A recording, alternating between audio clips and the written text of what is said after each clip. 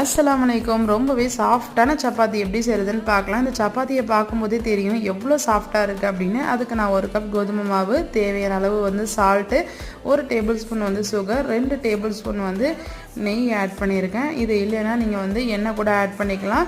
இதை நல்லா மிக்ஸ் பண்ணிவிட்டு அதோட ஒரு அரை டம்ளர் பால் ஆட் பண்ணியிருக்கேன். அதையும் சேர்த்து நல்லா மிக்ஸ் பண்ணிக்கோங்க. நெக்ஸ்ட்டு வாட்டர் ஆட் பண்ணிக்கலாம். வாட்டர் கொஞ்சம் கொஞ்சமாக ஆட் பண்ணிக்கோங்க. மாவுக்கு தேவையான அளவு கொஞ்சம் கொஞ்சமாக வாட்டர் ஆட் பண்ணி நல்லா இந்த மாவை பிசைஞ்சுக்கோங்க.